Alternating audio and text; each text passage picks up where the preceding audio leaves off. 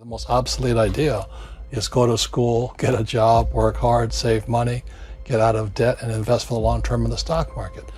See, why would you save money when they're printing trillions of dollars? The gap between the 1% and 99% is massive. You see, it's not just money.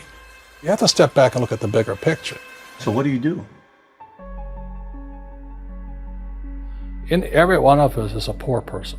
There's still a poor person inside me. There's also a middle class person, and the middle class person wants security. They want that steady paycheck. And there's a rich person. And they're all inside of us, except that it's not taught. You're taught to go to school, get a job, and get a paycheck. You're not taught to how to get rich. If you read Rich Dad, Poor Dad, my rich dad refused to pay me. He said the paycheck was one of the most damaging things you could take in your life. He says the moment you take a paycheck, you're an employee, and that's the mindset.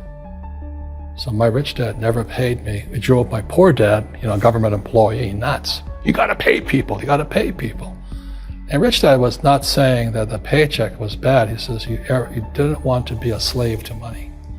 So as an entrepreneur, if rich dad folded, I just started another company. I don't need a paycheck. I don't need anybody to take care of me. If my government doesn't like me, I move to another country because they need entrepreneurs there. So the entrepreneur is not so much the business. The entrepreneur is really the mindset and the skill sets and the different set of rules. You see, small business does not operate in the same rules as big business. Entrepreneur is a mindset first, a skill set, and rules. And depending upon whether you're an employee or a small business, the rules are different. The mindsets are different. The skill sets are different. If you could say one thing to somebody who's never been an entrepreneur and they're thinking about making the leap of faith into becoming an entrepreneur, what could you tell them? Well, I'll just tell them the same thing that happened to me. My last paycheck, I still remember it clearly. It was one of the worst and the best days of my life. And I was in Puerto Rico. I was working for Xerox, and my boss gave me it wasn't a paycheck, it was a bonus check. I think it was about $30,000 taxable. It's the only problem with that. So I got this check and I went, holy mackerel. So I was excited, but I was also disturbed. And so this other guy comes up to me, his name was John, and John says to me, he says, "You're gonna be back." I said, "Why?" He says, "Because you're gonna fail." I looked at him and said, "Look," few expletive words, because that's what he did. He left Xerox, failed, and he came back. And I said, "Look, you failed and you came back, but I'm gonna fail and I'm never coming back." And that's the attitude. Do you know what I mean? If you say, well, if I fail, I'll go back to mommy and daddy, then that's what you'll do. So if you fail, that's when I became an entrepreneur, because I had no money. I had no money for years. I didn't have a paycheck. But that's what my rich dad encouraged me to do. He says, when you don't have this paycheck, you get hungrier, smarter, and it's a test of your character. Will you become a crook? Will you become dishonest? Will you cheat and steal? Or will you become a better human being? So really, that's the benefit of becoming an entrepreneur, is you really find out who you are when you don't have anything. So you always have to look at the big picture. Too many people look at, well, what's going to happen to me? When you look at the big picture, you're also going to know that when something bad happens, something good's going to happen. But you got to prepare for whatever is coming. If you think next 20 years will be like the last 20 years, you're going to get creamed. When you and I go to the supermarket and we buy a carton of milk, we always check for the expiration date. But most people do not check for the expiration date on their brains. Instead of get out of debt, I get into debt. I just refinanced $300 million in debt. I went from 5% to 2.5% interest. I made a fortune. Every month, more money comes in because my cost of money has gone down. So while some financial experts are saying get out of debt, I'm saying learn how to use debt. See, when I came back from in Vietnam in January of '73, the first thing my rich dad said to me was go to school to learn how to invest in real estate. It wasn't real estate, it was how to use debt and taxes. Debt and taxes make the rich richer. Debt and taxes make the poor, the middle class, poor. So all the rich guys who are doctors and lawyers or, those guys, they're getting creamed and they don't know why. Doctors are getting creamed. Oh yeah, they make it more money, but the take home is less. Sure. My doctor just yelled at me. He was happy. He says, "Oh, guess what? I finally made $1 million." And I said, "Yeah, this was just 3 weeks ago." And so I said, "Yeah, well, how much you pay in tax?" He says, $750,000 in taxes. So his net was about $400,000. That's not bad. But when I make $1 million, I keep $1 million. And the reason is because I don't make it by working for money. See, if you work for money, you're taxed.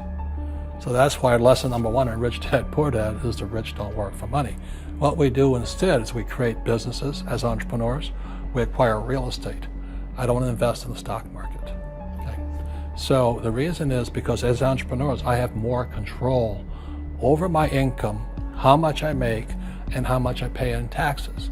And because I'm an entrepreneur as well as an investor in real estate, I pay 0 tax.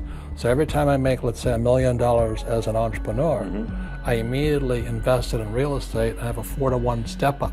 So I put $1 million in real estate, I get $4 million from the bank. That's why I love banks. But the banks are screwing everybody else, terrible, but it's good for me. That's why you say when you print, it's good for you, but when you print, it's bad for people that work for money. Because when you print, savers get creamed and people who work for money get creamed. When they print, debtors get rich. You see, debt and taxes make the rich richer, and debt and taxes make the poor middle class poorer. When we have obsolete ideas, we get obsolete results. So what's happening for most people, the idea of going to school, getting a job, working hard, saving money, getting out of debt, buying your house because it's an asset, investing for the long term, is obsolete. The world has changed. The world changed in 1971 when President Nixon took us off the gold standard and money became debt. What if we get rid of school? Then what would happen? Would it be better if we had no educational system at all? No, I'm saying education is more important before. It's just obsolete. There's Moore's Law which states information doubles every 18 months. In other words, everything's obsolete 18 months. So, and this is just a recent phenomenon. So when you come out of school, you're already obsolete. And that's why I'm the old guy, I meet my friends who went to Harvard. I went to Harvard. I said, yeah, that was how long, 50 years ago? Today, the banks are charging you interest to save money. In other words, banks don't want your money because they printed too much of it. And that's why there's this bubbles in stocks and bubbles in real estate and all this. People are dumping the cash because, as I said in here, savers are losers and cash is trash. And yet people are, well, I want a high-paying job. Well, that's an obsolete idea. Get out of debt is an obsolete idea. You should learn how to get into debt, how to use debt to get rich, and they'll never teach you about taxes. The reason the 1% is way up here and the 99% are going this way is because when you print money, 2 things happen: inflation and taxes. It's crushing them. And any entrepreneur thinks, I'm just going to make money and I'm going to start a business and make a lot of money because of what we talk about. They really have got to smell the roses, man. That's not what the real entrepreneurs are doing. Most entrepreneurs, there's 28 million small business owners in America. 24 million are what are one-person entrepreneurs. They're called non-employee entrepreneurs. So and that's what happens is when people don't really understand what an entrepreneur does. So most big people are self-employed, but they're not really entrepreneurs. The self-employed pay the highest taxes of all, and nobody tells them that. Yeah, it's also called the entrepreneurial spirit, but what we were actually talking about was there's no such thing as a bad economy. There's external, you and I, we all have an external economy. But we also have an internal economy, and the willpower is to change our internal economy. So for me, I can see the good and I can see the bad. I don't really give a damn because I'm going to be rich anyway. But a poor person with a poor personal economy, all they're going to see is a bad economy because they don't know how to make money in any economy.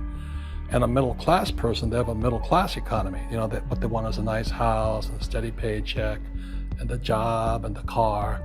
And so when you take their job away, to them, that's disaster.